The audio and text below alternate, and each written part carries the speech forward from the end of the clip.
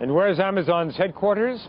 The public relations people told us to come to 1516 2nd Avenue between Pike and Pine in Seattle. We didn't see anything that looked vaguely cutting edge. No corporate drives or office towers. Just a heroin needle exchange and an old building called Columbia. And there it was, the logo known to every web shopper in the world. Upstairs, it doesn't look very high-tech either. More like a college dorm than a corporate headquarters. Now, I've heard a lot about your desk. It's a door with 4x4s. Come on. What? I mean, you can afford a better desk than that. It's a symbol of spending money on things that matter to customers and not spending money on things that don't. According to my calculations, you yourself are worth somewhere in the vicinity of $9 or $10 billion today. I only say that because I've got a follow-up question. Okay.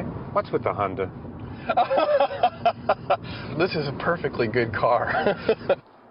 In July of 1995, from this modest ranch house outside Seattle, Bezos sold his first book.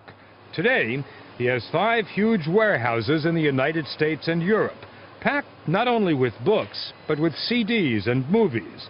A while ago, I bought a few books from Amazon. This time, after I logged on, the computer greeted me back, welcoming me by name.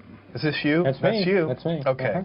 The computer also remembered my past orders, and after comparing me with other customers who'd bought the same books, it calculated which new books I might like to buy. The Untouchable, The Comfort of Strangers, Death in Summer, Breakfast on Pluto, I Married a Communist. That's awfully good. I mean, frankly, that's very good, because I've already bought 2 of those books in bookstores. That's because people who have your same sort of buying profile, that electronic soulmate, This is really scary. I've read a of lot of these books and bought many of the others. Now, every time I use your website, you learn more about me. Yes.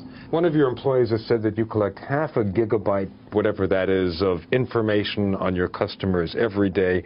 That's about 350 floppy disks worth. What do you do with that information? That's the data that allows us to predict, or try to predict, what books and videos and music that you would like, that you haven't discovered yet. When Bezos left that Wall Street job in 1994, he followed that old American edict, go west, young man. The way I made the decision to leave Wall Street and do this was, it'll sound geeky to you, but it was a regret minimization framework. So this is how I actually made the decision. If I understand it, if I can translate that into English I can deal with, does that mean I want to live my life so that in a few decades from now I'm not going to regret it? That's exactly right. I want to have lived my life in such a way that when I'm 80 years old, I've minimized the number of regrets that I have.